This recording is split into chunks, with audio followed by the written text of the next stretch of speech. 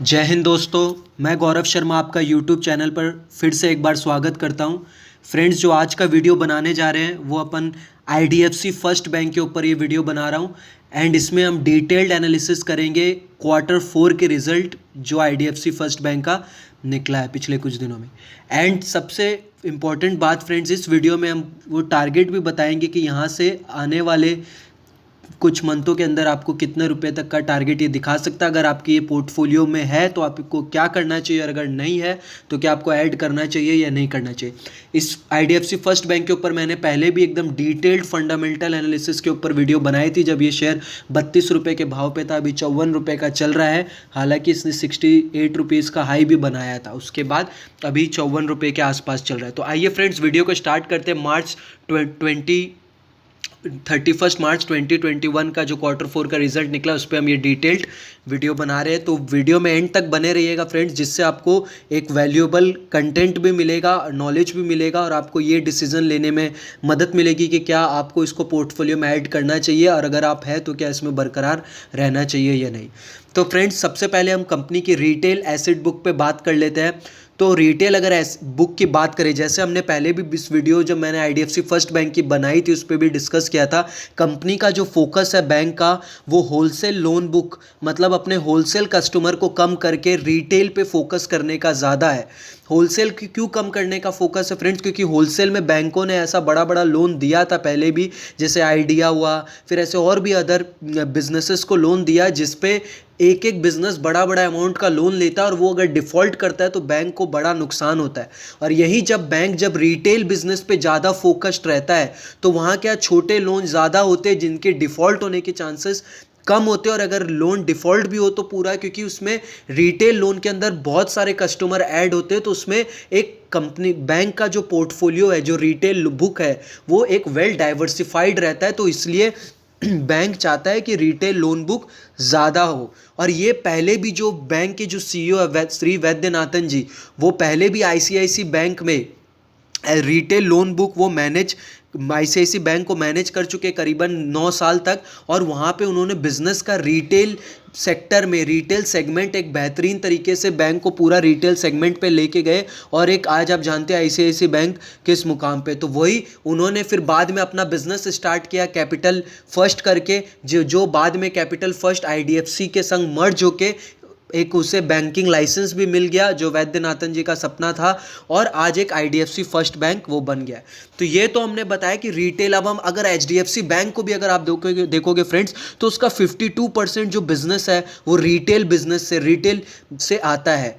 तो same IDFC first bank भी चाहता है कि उनका 70% तक के आसपास बिजनेस जो रिटेल लोन बुक हो, जो एक छोटा लोन बुक होता है जिसमें जो बैंक जो बिजनेसेस भी लोन लेते हैं, या छोटे businesses small business enterprise loan लेते हैं, तो वो छोटा अमाउंट का रहता है। जहां अगर आप होलसेल में लोन दोगे तो वहाँ ज़्यादा बड़े बड़े अमाउंट रहते हैं, और डिफ़ॉल्ट होने से बैंक को ज़्यादा नुकसान उठाना पड़ता है। जैसे हमारे बहुत से एग्जांपल, आइडिया हुआ, रिलायंस कम्युनिकेशन का हुआ जो अनिल अंबानी की कंपनी है, ऐसे बहुत से, किंगफिशर हुआ। तो बड़े बड़े लोनों में ये दिक्कत होती है, इसलिए बैंक फोकस्ड पे है कि रिटेल लोन ज़्यादा दे।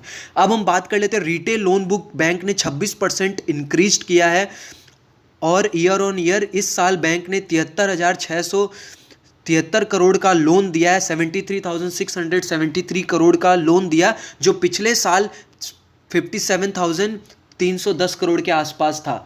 तो करीबन बैंक ने 26% का loan book, retail loan book increase किया है। 57,000 करोड़ के आसपास का लोन था लास्ट ईयर मार्च 2020 में, और इस ईयर मार्च 2021 तक ये आपका 73 करोड़ के आसपास का लोन बुक। तो रिटेल सबसे पहला ये, एंड सबसे इंपॉर्टेंट होलसेल जो बुक है, बैंक ने 14% के आसपास होलसेल लोन बुक को डिक्रीज किया, जो बैंक का टारगेट भी था। और मैंने पहले भी बोला फ्रेंड्स, इस चीज़ को बैंक जो पहले जो आईडीएफसी बैंक था वो होलसेल बिजनेस पे ज़्यादा फोकस्ड करता था, और इंफ्रास्ट्रक्चर से रिलेटेड बिजनेस को फंडिंग ज़्यादा करता था। तो इसमें आप जानते हो इंफ्रास्ट्रक्चर से रिलेटेड पेमेंट डिले भी होता है, और उसमें डिफ़ॉल्ट की परसेंटेज भी ज़्यादा रहती है। तो आईडीएफ जब वैद्यनाथन जी ने कैपिटल फर्स्ट जो जो है वो जब मर्ज्ड हो गया आईडीएफसी में और वो बन गया आईडीएफसी फर्स्ट बैंक, तो वैद्यनाथन जी का प्राइमरी गोल ये था कि इस बिजनेस को ठीक से रीस्ट्रक्चर करना और आईडीएफसी फर्स्ट बैंक को होलसेल बिजनेस से निकाल के 70% रिटेल लोन बुक करना और 30% 20% होलसेल बिजनेस पे रखना। तो वो उस नीति के तहत बैंक चल रहा और उसमें उस प्रोसेस में टाइम लगता है फ्रेंड्स। तो क्योंकि ये रातों रात नहीं होता है, तो इस प्रोसेस में जब टाइम लगता है तो बैंक की प्रॉफिट एक टाइम के लिए डिक्रीज भी थी, क्योंकि एक सेगमेंट को छोड़ के दूसरे सेगमेंट में घुसना, तो इस वजह से बैंक की हमें प्रॉफिटेबिलिटी पे कमजोरी देखने मिला। बट हमें उस टाइम प्रॉफिटेबिलिटी पे फोकस ना देख के हमें यह देखना चाहिए कि बैंक ने जो प्लानिंग की है कि होलसेल लोन बुक को कम करके रिटेल को इंक्रीज करना, क्या वो प्लानिंग ठीक से चल रही है? तो वो ठीक से चल रही है, तो इसका मतलब आपको इस स्टॉक पे बने रहना चाहिए, जिससे आपको आने वाले टाइम में अच्छा रिटर्न देखने मिले। जो मैंने फ्रेंड्स पहले भी बोला है कि जो कंपाउंडिंग रिटर्न होता है, जो ग्रोथ होता है कंपाउंडिंग, वो स्लो होता है स्टार्टिंग में, जो हमें करीबन 1 साल 2 साल 3 साल 4 साल तक पता नहीं चलता। जैसे आप वॉरेन बफेट का भी अगर आप वेल्थ देखोगे फ्रेंड्स, तो जो उनका वेल्थ क्रिएशन हुआ 50 से लेके 80 साल की उम्र में उनका वेल्थ क्रिएशन हुआ, और इसी दौरान वो नंबर 2 नंबर 1 पे भी आए थे। तो फ्रेंड्स ये होता है कि जो कंपाउंडिंग ग्रोथ होता है स्लो होता है बट स्टेडी होता है, फिर उसका असर बाद में हमें ज़्यादा देखने मिलता है। बट जो कंपाउंडिंग नहीं, अगर आप फास्ट ग्रोथ पे जाओगे तो वो ले फटाफट और दे फटाफट वाला स्कीम होता है। तो फ्रेंड्स अगर आपको उसमें जाना है जहाँ पे लेना भी फटाफट और देना भी फटाफट पड़े, तो उसके लिए आप शॉर्ट टर्म गोल रख सकते हो, विजन रख सकते हो। तो आइए हम इसमें बात करते हैं। सबसे पहले जो होलसेल लोन बुक है उसको डिक्रीज़ किया है बैंक ने, और इंफ्रास्ट्रक्चर वाले जो लोन है उसको भी डिक्रीज़ किया है। 13% लास्ट ईयर लोन था। फॉर एग्जाम्पल अगर बैंक 100 करोड़ का लोन देती है एग्जाम्पल के तौर पर, तो उसमें जो 13 करोड़ का लोन है वो इंफ्रास्ट्रक्चर को जाता है, इंफ्रास्ट्रक्चर में फंड करती है। लास्ट ईयर की ये कहानी थी। बट इस ईयर बैंक ने उसको भी डिक्रीज करके 9% पे लाया। मतलब अगर 100 करोड़ का लोन दे रही है तो 9 करोड़ का लोन इंफ्रास्ट्रक्चर को फंड कर रही है उसमें से। तो ये भी एक बेहतरीन नंबर जो हमें देखने मिला कि रिटेल बुक पे शिफ्ट कर रही है बैंक, अपने पोर्टफोलियो को रिटेल एसिड ज्यादा रख रही है और होलसेल एसिड कम कर रही है। अब हम यहां बात कर लेते हैं बैंक का कैशा रेशियो का, जो है करंट अकाउंट और सेविंग अकाउंट डिपॉजिट।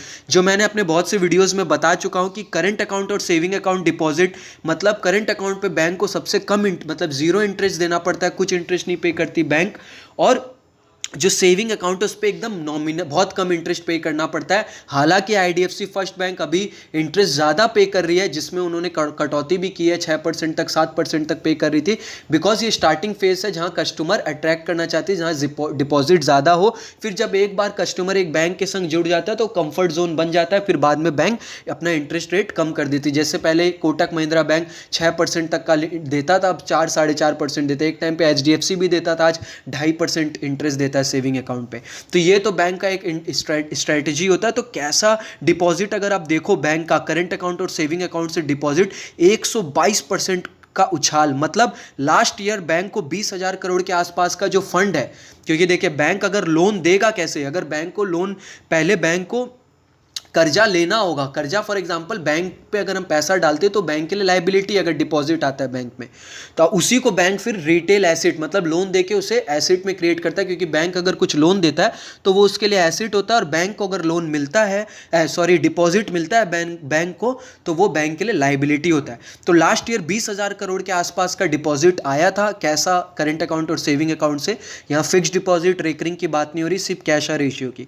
और इस ईयर बैंक के पास डिपॉजिट है 45,000 करोड़ का, तो करीबन 122% का उछाल हमने देखने मिला। और अगर हम कैशा रेशियो की बात करें तो 51% का कैशा रेशियो, जो 31% का था लास्ट ईयर। ये भी बहुत बेहतरीन नंबर है, जहां एचडीएफसी का कैशा रेशियो 46% के आसपास है। मतलब एक लीडर से अगर मैं कंपेयर करूं तो एचडीएफसी का 46% का कैशा रेशियो है, यहां इनका 51% का इंक्रीज 31। मतलब 100 रुपए का अगर डिपॉजिट बैंक में आता है, उसमें 51 रुपए बैंक का करंट अकाउंट और सेविंग अकाउंट से डिपॉजिट आता है। बैलेंस का जो अमाउंट है वो रिकरिंग फिक्स डिपॉजिट और अदर कोई जो स्कीम्स है बैंक की, उसके तहत आता है।